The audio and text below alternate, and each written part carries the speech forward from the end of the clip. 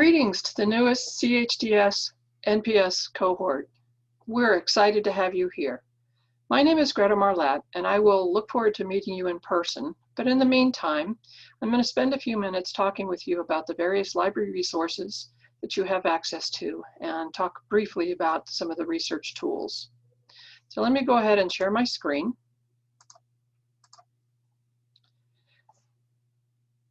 So we want you here. This is our campus. This is a beautiful campus. That's a beautiful Monterey Bay.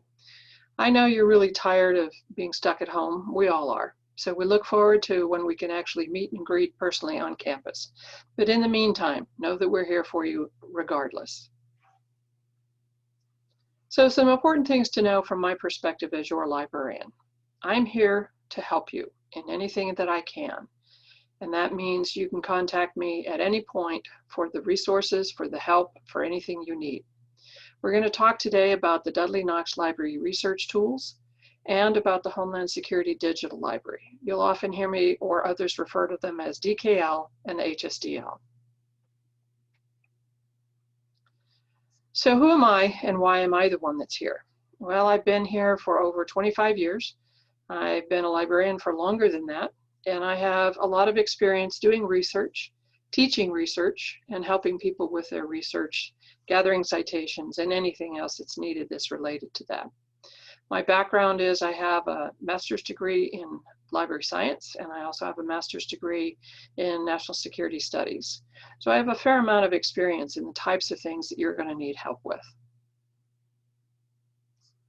So from your cohort site, you'll notice the two red boxes. One is how to access my information. Under the people directory, I'm under the staff directory, and I'm also in the CHDS main directory. Under the one that says DKL and libraries, that's where you'll find access to the Dudley Knox Library main link, to the Homeland Security Digital Library, and also to the Homeland Security Research Guides, which is what we're going to spend more time talking about.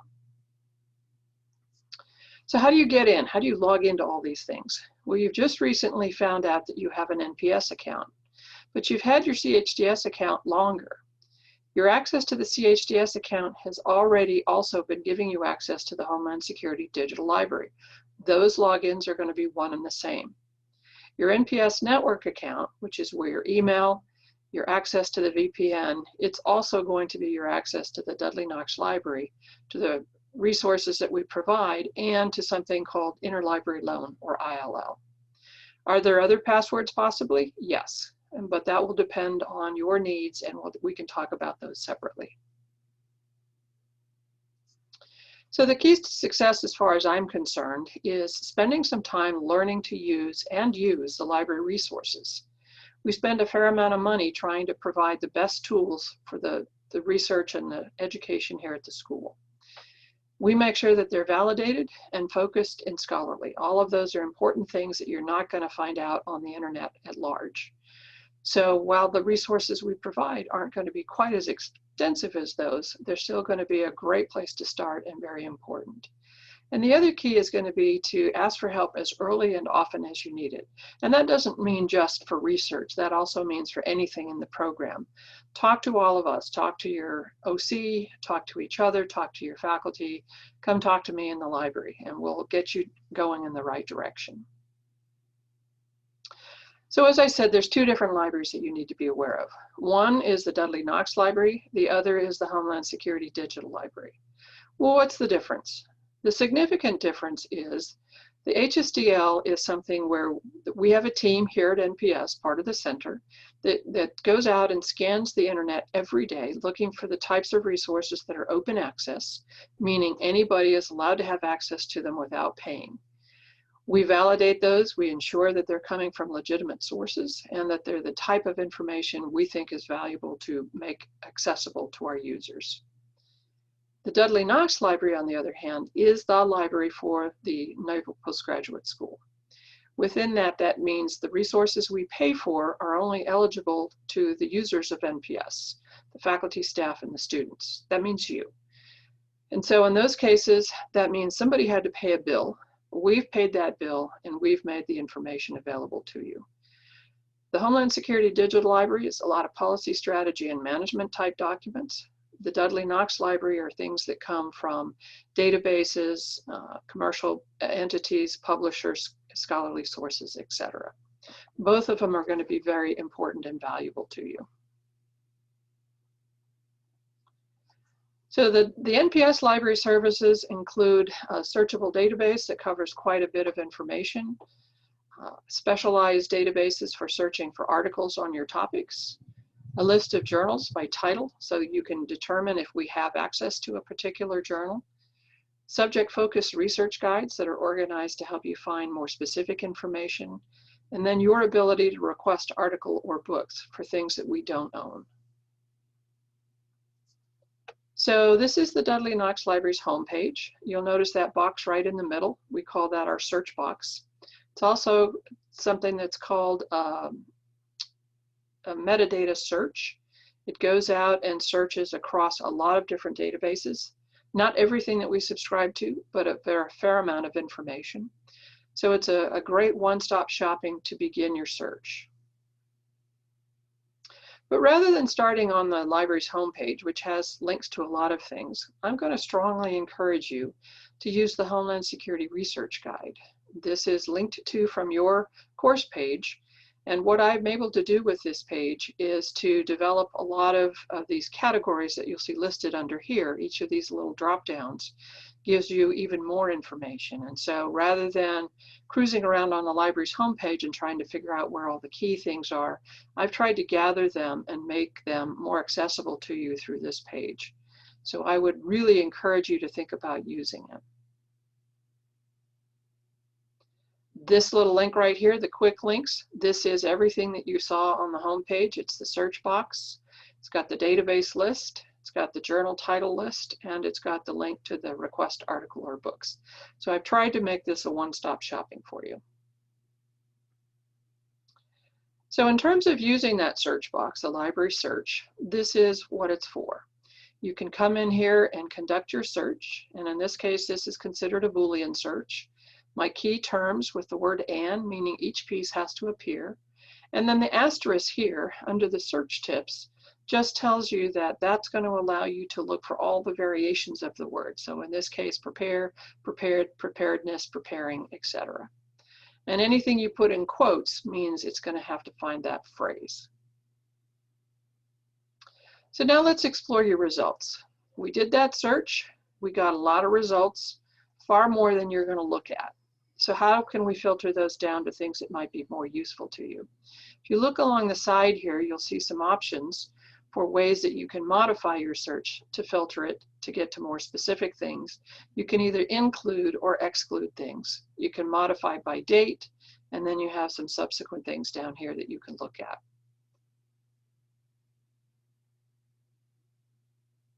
So as we look at this, and this is what's below that, this allows you, if you know a specific author or you want to see what the journal titles are that it's coming from, or what the major collection, or if language is important to you.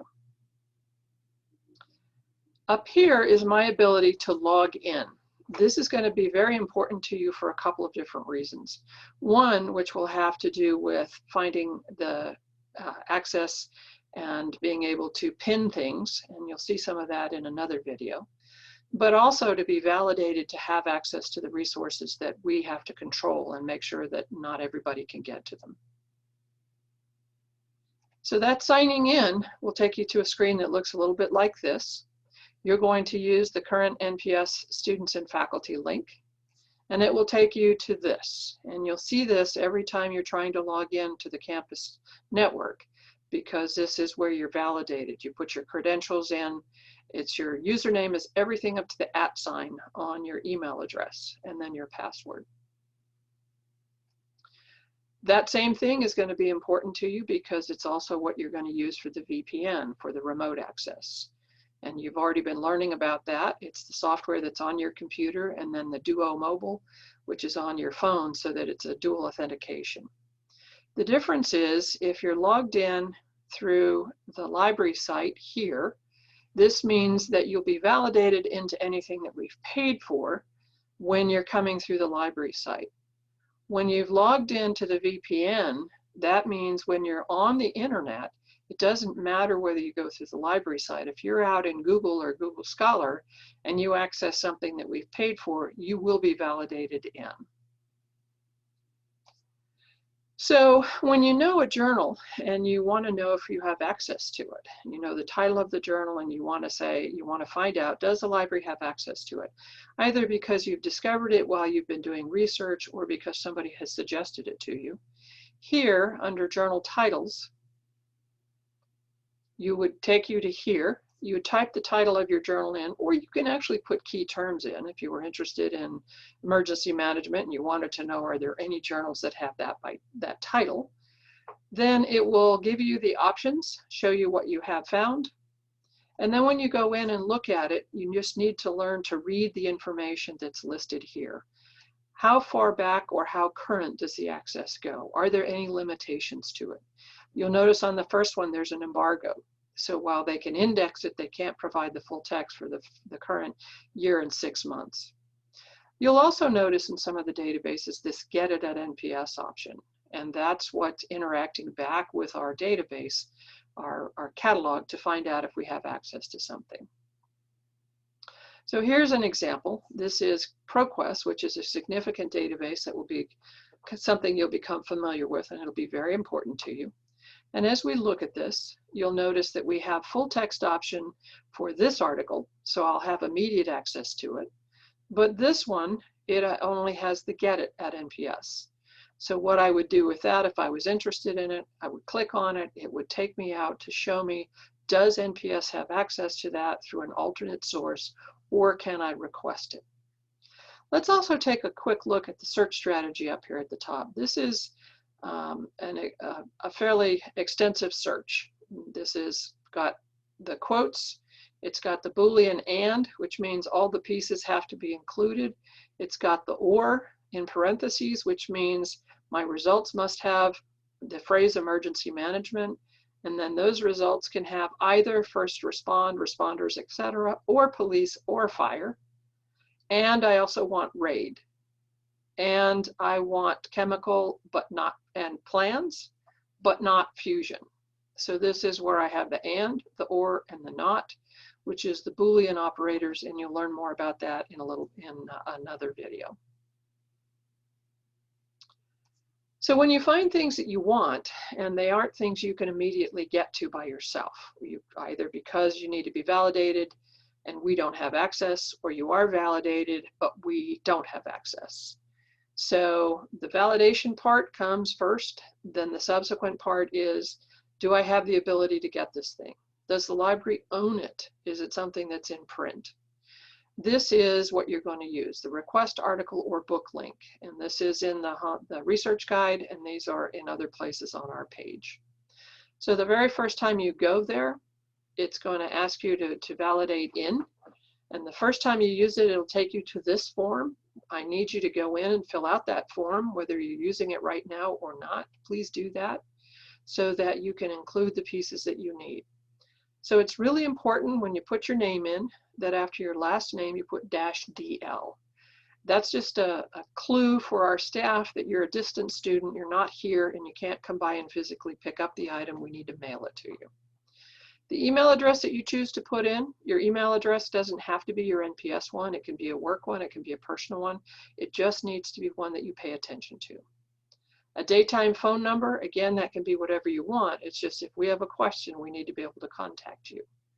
And then you need to give us a mailing address. Even though it's not got asterisks over here, for your purposes, we definitely need a mailing address, because if we need to send you something, we need to know where to send it.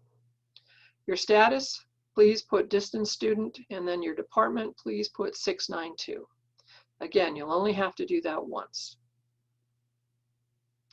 So when you're wanting to check out or actually place your request initially, you'll come up here to the new requests area.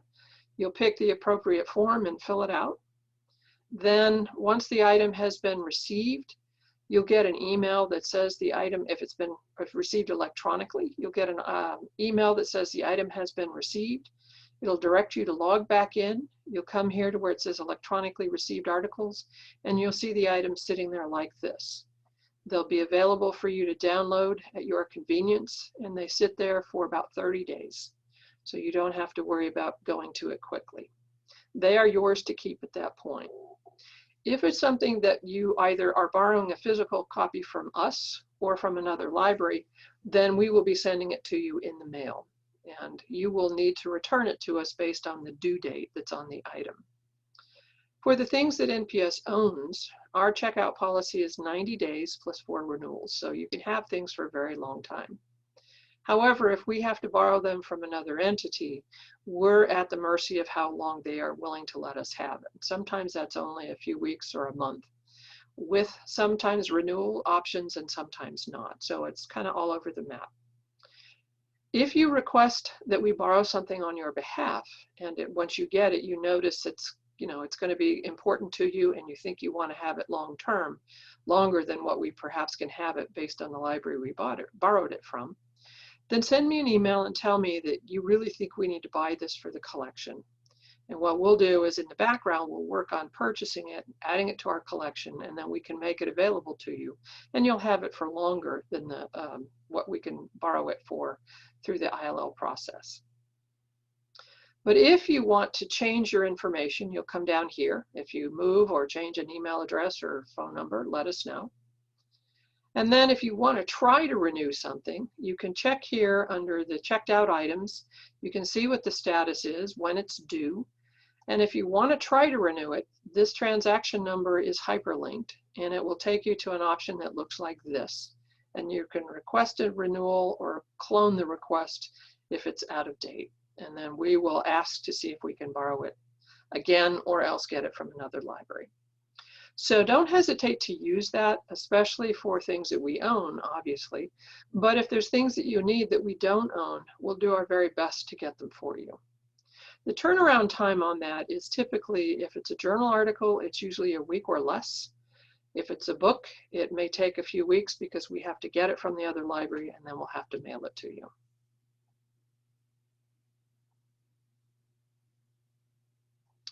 Another thing that you're going to need to be aware of, and you'll learn more about this fairly soon, the Search Basics, that link will tell you more about the Boolean stuff that I just talked about. There is a video on that. But we use Chicago Turabian as the citation style guide that you're going to be needing to put your citations in. You'll need to learn and use that. And then there's also a great tool called Zotero for citation management, and there's options for classes on that at another point. But just know that these are a couple of the really good quick links that are also on this guide.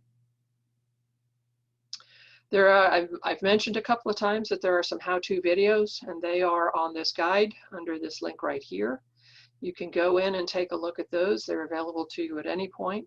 And then the Graduate Writing Center also does some workshops that have been digitized or filmed, and you can go in and see those as well. And some of them may be useful to you later. So now let's kind of flip over and talk about the Homeland Security Digital Library. So again, the Dudley Knox Library is for things that we pay for subscriptions, for journal articles, for scholarly sources, and a whole variety of things. Whereas the Homeland Security Digital Library is really more for policy strategy management, public policy documents, agency documents, etc. Things from think tanks, educational institutions, and other sources like that. So you may or may not have been aware that you've had access to this since you signed up with the center to try to get into this program. If you're with an agency that already has worked with us, you've had access to it perhaps on your portal. But if not, the main library is available to the general public, but they're only seeing about half of the content. And that is really pretty much the federal documents because they're copyright free. But ideally, you want to have access to the full collection, which is, you'll notice the difference here. This says public, this one says full. And that's one of the ways that you'll know whether or not you're on an organization that has access, because it will show up like this. I'm on the NPS network, and so it's showing me that I have access. That's without me logging in. So quick tour of the site. You'll notice we have the special collections. These are some of the special collections. Our newest one is the COVID-19 collection, which we also have the resource archive here. Definitely would encourage you to take a look at that and scroll through it and search within it if you're interested. But we have some other special collections as well, like the CRS collections, the GAO, and certainly the NPS theses and research, and the restricted collection, which I'll talk about in a little bit. In the advanced search option, these are your basic Boolean, the and, the or, the phrase searching, and the not. And then you can also decide if you want to search within a special collection right off the bat. This part, the default is to search the full text, meaning everything, which is more like a Google search. If you pull that down, you'll notice you can also limit your search to things like title only or title and summary. So here's a search that I did with title or summary, and it was with the phrase fire service. And I also wanted it to include any of these words, women, woman, or female. And so I got my results. I can scroll through them, and then I can set an alert if I'm interested, meaning I want to be notified when other things like that are added. And then this is what each of the record abstracts look like. It has the title, has a little bit more information about it, usually some sort of a summary, some of the metadata information, who was the author, where was it published, date, etc. And in this particular case, this happens to be one of our alumni. The HSDL alerts, this is something that you have access to if you're logged in, and that's up here in the corner. Then I can set a search alerts so I can be notified when new things are added that match my search. And you'll also get the critical releases that we send out every other Wednesday. And you can delete any of these at any point. The strategy and policy documents, that's this section right here. These include general policy documents, key legislation, the key national strategy documents, and then of course presidential documents like the directives and the executive orders. And you can drill down by each of the individual presidents. The NPS thesis collection is comprised of the theses that are done within our program, the CHDS theses, as well as any thesis done at NPS that has any relevance or bearing on Homeland Security. These are all open source. They are, because this is an open collection, anything that's restricted will be in another section of the Dudley Knox library, not the HSDL. Our featured topics, this is what kind of rolls along the carousel on the very front. These are organized by all these different categories, and this is basically, we give you kind of a quick overview of 10, 20, 30 documents that we think are kind of key places to start when you're looking for information on some of those topics. The research tools, these are just largely for other folks that are out there. The books and the statistics, I would strongly encourage you to use the Dudley Knox side for that, because those are usually at a cost and we have to provide that access to you that way. We also have a blog. Our blog is called On the Home Front, and this is where the folks on our team will advertise, make available indications of new information that's come out, new reports or things that are newsworthy that we think are important for people to know about.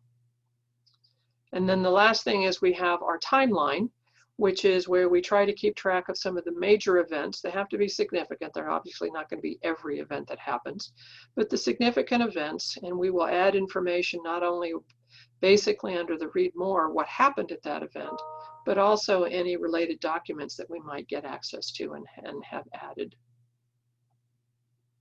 And then last but not least is our restricted collection. This is something where you have to have an individual username and password to access it, and then subsequently you have to request access to the restricted collection. And you must be either a student here or within the federal government or the military in order to have access. As students in our program, you all have access to this, or you're eligible.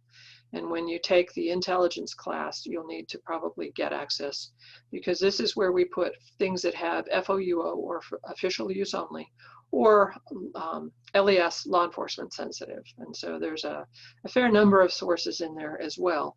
But again, you have to have the extra additional access to that collection. And these are just what a couple of these things look like.